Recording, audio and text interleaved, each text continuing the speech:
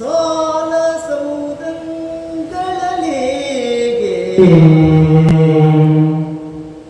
ಸಾಲ ಸೌದಂಗಳಲೇ ಪೃಥ್ವಿ ಪಾಲರಿದುದು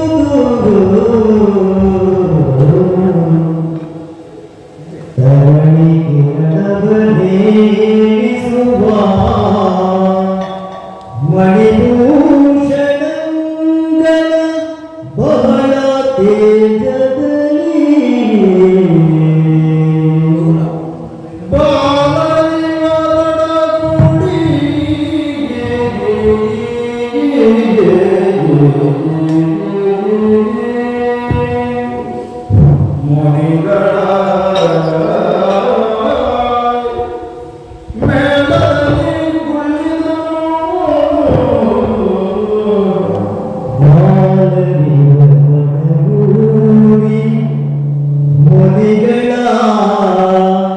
ಮೇಳದಲ್ಲಿ ಕುಳ್ಳಿದನು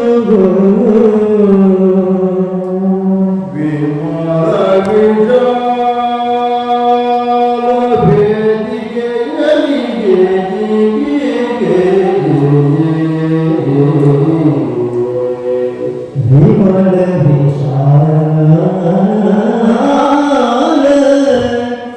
ವೇದಿಕೆಯಲ್ಲಿ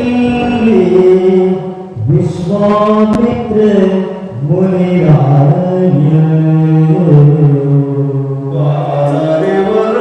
ಗೋಡಿ ಮುನಿಗಳ ಮೇಲಲ್ಲಿ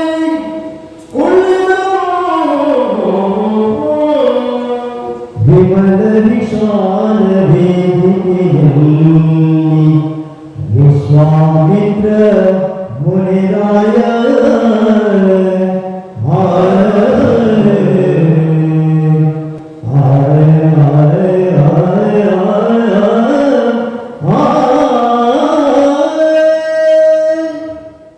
ವಿಶ್ವಾಮಿತ್ರ ಮುನಿಗಳು ಸೂಚ್ಯವಾಗಿ ಮಿಥಿಲೆಯಲ್ಲಿ ನಡೆಯತಕ್ಕಂತಹ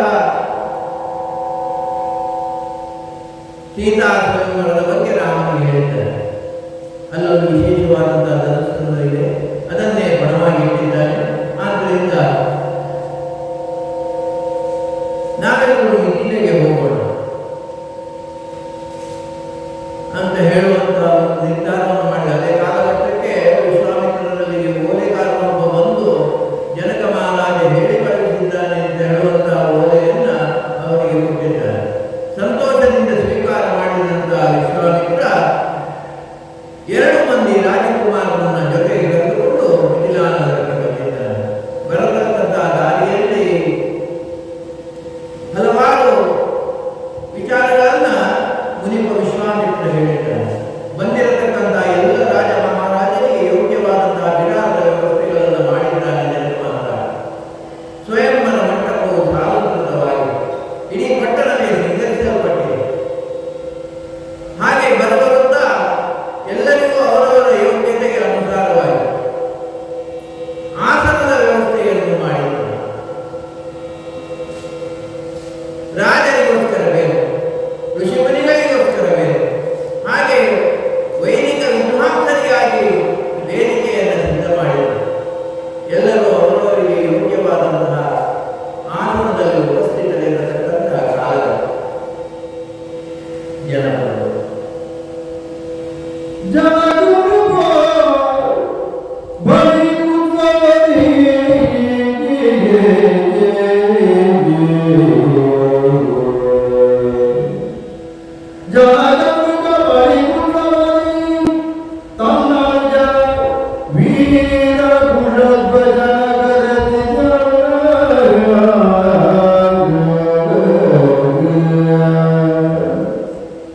ತನ್ನ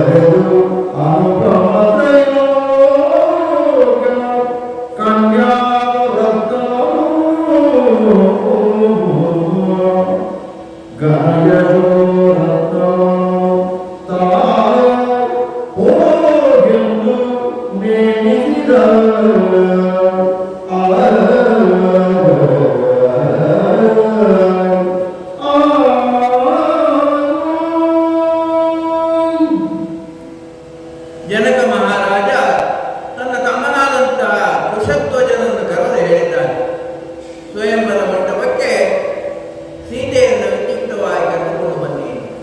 ಹಾಗೆ ಸೀತಾದೇವಿ ಇರತಕ್ಕಂಥ ಅಂತಃಪುರಕ್ಕೆ ಹೋಗಿರತಕ್ಕಂತಹ ಚಿಕ್ಕಪ್ಪನ ಸ್ನಾನದಲ್ಲಿ ಇರತಕ್ಕಂತಹ ಕುಶಧ್ವಜ ಬಂದಿದ್ದಾನೆ.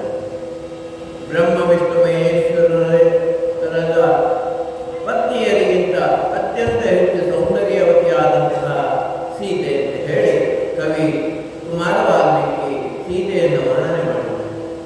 ಅಂತ ಸ್ತ್ರೀ ಸಮೂಹಕ್ಕೆ ರತ್ನಪ್ರಾಯರಾಗಿರತಕ್ಕಂತಹ ಸೌಂದರ್ಯವತಿಯಾದಂತಹ ಸೀತೆ ರುಚಿರ್ಬೋಧಳಾಗಿ ನಾನಾಭರಣ ಭೂಷಿತೆಯಾಗಿ ಸ್ವಯಂವರ ಮಂಟಪಕ್ಕೆ ತೆರಳುವುದಕ್ಕೆ ಸಿದ್ಧವಾಗಿದ್ದಾಳೆ. ಕುಶಧ್ವಜ ಕರೆದಂತೆ ತಡ ಹೊರಟು ಬಂದಿದ್ದಾಳೆ ಸೀತೆ. ಆ ಸೀತೆಯನ್ನು ಸ್ವಯಂವರ ಮಂಟಪಕ್ಕೆ ಕರೆತರುವಂತಹ ಸಂದರ್ಭ ನೋಡಿದಂತಹ ಜನ ಸಮೂಹ ಏನು ಹೇಳಿದ್ರು ಅಂತ ಹೇಳಿದ್ರೆ, ರಮಣ ಇನ್ನಾರಿವರು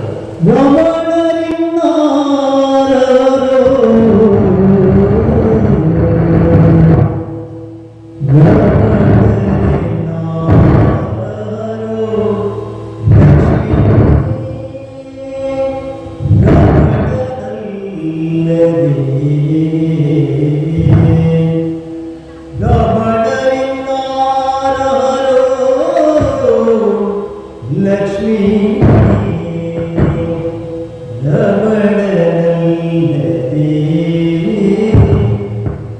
ನೆರೆದ ಪೃಥ್ವಿ ರಮಣನಿ ಕಣ್ಣಿಗೆಗೆ ನೆರೆದ ಪೃಥ್ವಿ ರಮಣನಿ ಕಣ್ಣಿಗೆಗೆ ಸದೃಶವೇ ಶಿವ ಮಹಾದೇವ ಹರ ಮಹಾದೇವ ಕಮಲ ಭವನಿ ನಾರದಿಗೆ ಸುಮುಖನನು ಮಾಡುವೆ ನೆನೆಯುತ್ತ ಕಮಲ ಮುಗಿಯನ ಕರೆದೂಗು ಕಮಲ ಮುಗಿಯನ ಕರೆದೂಗು ಸಿಂಗಾರಿಸಲು ನಿಗಿಸಿದಾರ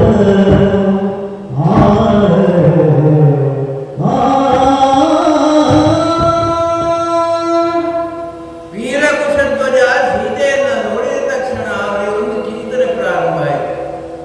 ಇವಳನ್ನ ವರಿಸುವುದಕ್ಕೆ ಈ ಭೂಲೋಕದಲ್ಲಿ ಸರಿಸಮಾನರಾದಂತಹ ವರರು ಇಲ್ಲ ಅಂತ ಹೇಳುವಂತ ತೀರ್ಮಾನಕ್ಕೆ ಬಂದರು.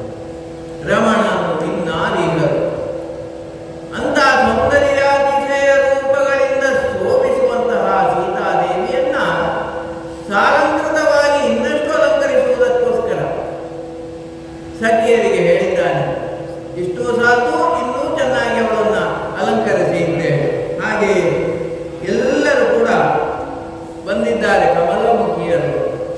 ಕಮಲಮುಖಿಯರನ್ನೆಲ್ಲರನ್ನು ಕರೆದು ಅವಳನ್ನ ಸುಂದರವಾಗಿ ಅಲಂಕರಿಸುವಂತಹ ಕೆಲಸ ಆಗಿದೆ. ಯಾಕೆ ಈ ಸೀತೆ ಅಂತ ಹೇಳುವಂಥದ್ದು ಒಂದು ಮನಸ್ಸಿಗೆ ಅವನಿಗೆ ಕಂಡದ್ದು ಕುಶಧ್ವಜನಿಗೆ ಆದಿಮಾಯಿ.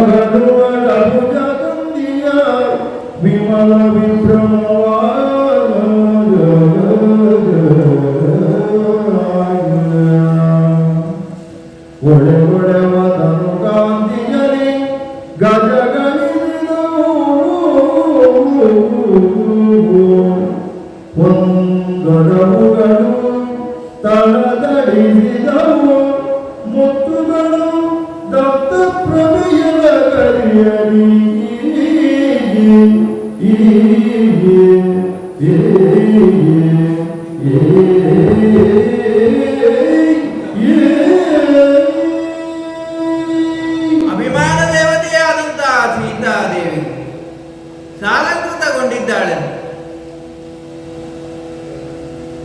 ಪಾದಗಳಿಂದ ಮುಡಿಯವರೆಗೆ ವಿಶೇಷವಾದಂತಹ ಆಭರಣಗಳಿಂದ ಶೋಭಿಸಿದ್ದಾಳೆ. ಬಹುಶಃ ಕವಿ ಬಹಳ ಸುಂದರವಾಗಿ ಹೇಳಿದ್ದಾನೆ, ಸೀತೆಯ ತನುಕಾಂತಿಯ ಪ್ರಭಾವದಿಂದಲಾಗಿಯೇ ಈ ಆಭರಣಗಳಿಗೆ ಶೋಭೆ ಬಂದಿದೋ ಏನು.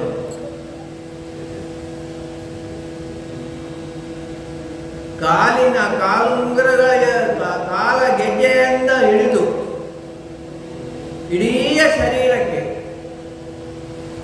ಬಗೆ ಬಗೆಯ ಆಭರಣಗಳು, ಮುತ್ತಿನದ್ದು, ಚಿನ್ನದ್ದು, ಬೇರೆ ಬೇರೆ ರೀತಿಯ ಆಭರಣಗಳನ್ನ ಎಲ್ಲೆಲ್ಲ ಜೋಡಿಸಬೇಕೋ ಅಲ್ಲೆಲ್ಲ ಸುಂದರವಾಗಿ ಜೋಡಿಸಿದರು. ಅಂತಹ ಸೀತೆ ಯಾವ ರೀತಿ ಶೋಭಿಸಿದ್ರು ಅಂತ ಹೇಳಿದ್ರೆ,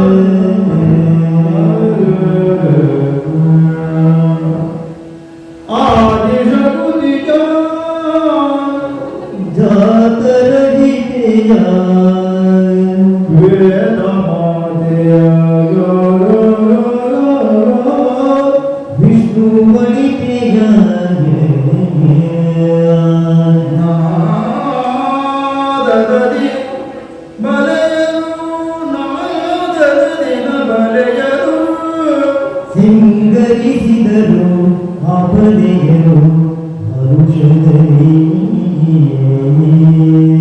ಆದಿಶಕುತಿಯ ಜಾತರಗಿದೆಯ ವೇದ ಮಾತೆಯ ವಿಷ್ಣುವನಿತೆಯ ಸಿಂಗರಿಸಿದರು ಅಪನೆಯರು ಹರುಷದಲ್ಲಿ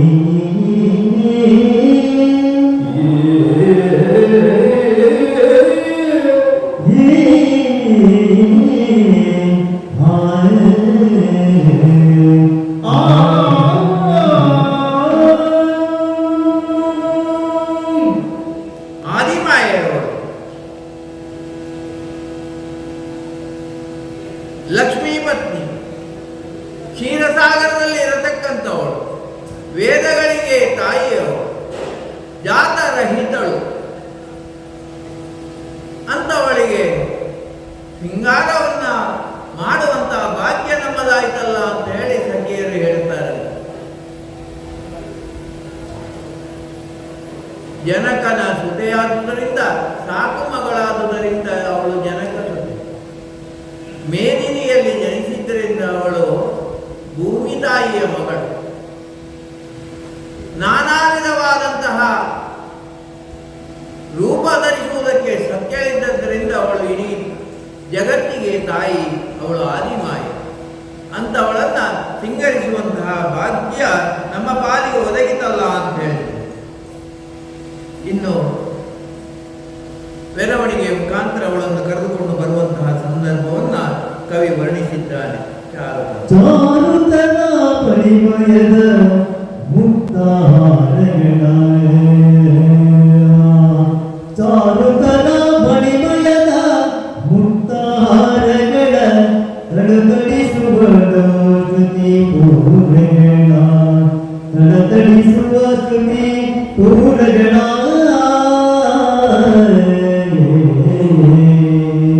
ಮೂಗುತಿಯ ಮುತ್ತಿನ ಹುಟ್ಟು ಬೈತಲೆಯ, ಮೂಗುತಿಯ ಒಟ್ಟು ಬೈತಲೆಯ, ವೀರ ಮುದ್ರಿಕೆ ಕಡಗ ಕಂಗಡ,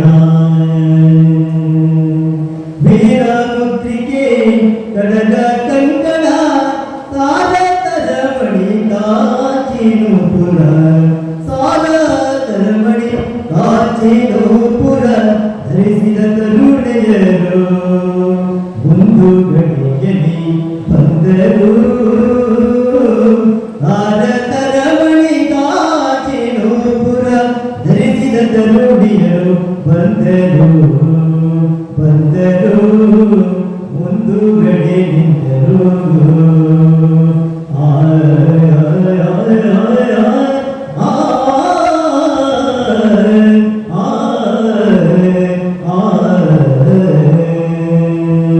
ಸ್ವಯಂವರ ಮಂಟಪಕ್ಕೆ ಸೀತೆಯನ್ನು ಕರೆದಕ್ಕಂತಹ ಸೊಬಗು ಹೇಗೆ ಅಂತ ಹೇಳುವಂತ ಕವಿ ವರ್ಣಿಸಿದ್ದಾನೆ.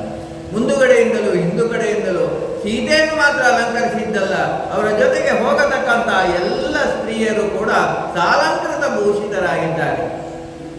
ಅವರೆಲ್ಲ ವಿಶೇಷವಾದಂತಹ ಆಭರಣಗಳನ್ನು ಧರಿಸಿದ್ದಾರೆ.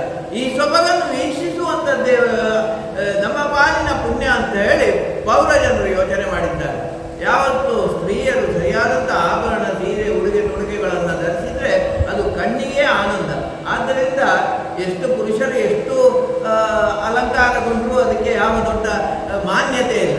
ಒಂದು ಸ್ತ್ರೀ ಸ್ವರೂಪಿಯಾಗಿ ಸೌಂದರ್ಯವತಿಯಾದಂತಹ ಸ್ತ್ರೀಯ ಜೊತೆಗೆ ವಿಶೇಷವಾದಂತಹ ಆಭರಣಗಳನ್ನು ಧರಿಸಿದ್ದಾಗ ಅದರ ಹಿರಿಮೆ ಜಾಸ್ತಿ ಆಗ್ತದೆ. ಆದ್ದರಿಂದ ಸ್ತ್ರೀಯರು ಆಭರಣವನ್ನು ಧರಿಸಬೇಕು ಅಂತ ಹೇಳಿ ಹೇಳುವಂಥದ್ದು.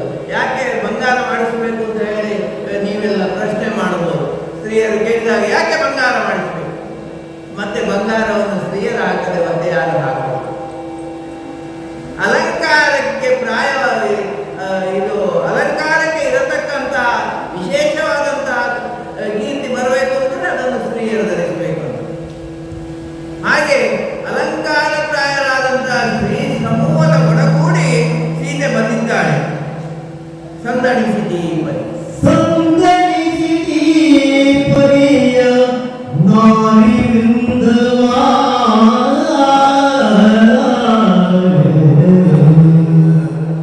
ಸಂದಣಿಸಿದಿ ಪರಿಯ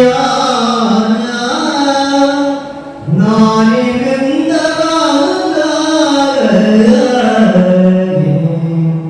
ಜಗದೀಶನ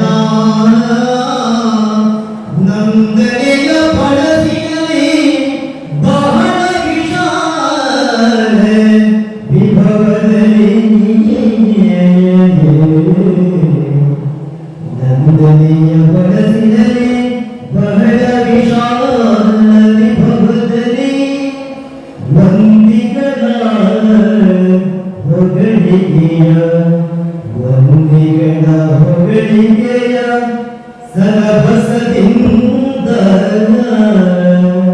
ಮುಂಗುಡಿ ಕಹಳೆಗಳ ನವದಿಂದ,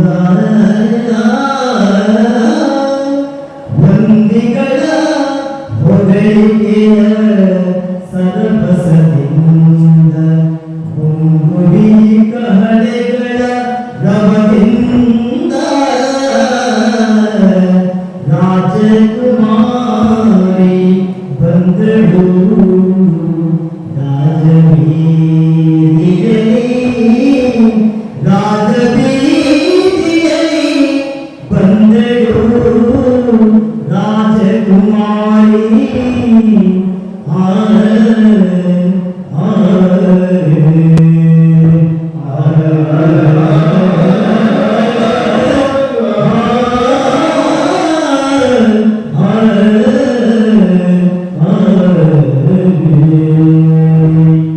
ವೈಭವೋಪೇತವಾದಂತಹ ಮೆರವಣಿಗೆ, ಒಗಳುಗಟ್ಟದಿಂದ ಉದ್ಘೋಷಿತವಾದಂತಹ ಬಹುಪರಾಗತ ಹೇಳುವಂತಹ ಸಂದರ್ಭ.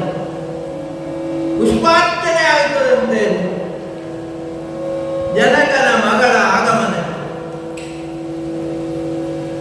ಸಾಲಂಕೃತಗೊಂಡಿರತಕ್ಕಂತಹ ಜನ ಸಮೂಹ ನೋಡುವುದಕ್ಕೆ ಭಾಗ್ಯ ಬೇಕು ಅಂತ ಹೇಳುವಂತಹ ಇಕ್ಕೆಲದಲ್ಲಿ ನಿಂತಹ ಪೌರಜನ, ಮುಂದಕ್ಕೆ ಕುಶಧ್ವಜ, ಹಿಂದಕ್ಕೆ ಸರ್ವ ಸೇನಾನಿ, ಇವರನ್ನೆಲ್ಲರನ್ನ ಒಟ್ಟು ಸೇರಿಸಿ ಸೀತೆಯ ಭವ್ಯವಾದಂತಹ ಮೆರವಣಿಗೆ ಸ್ವಯಂವರ ಮಂಟಪಕ್ಕೆ ಬಂದಿದೆ. ಇವರೊಳಗೆ ಚಿತ್ತನಿರಗಳು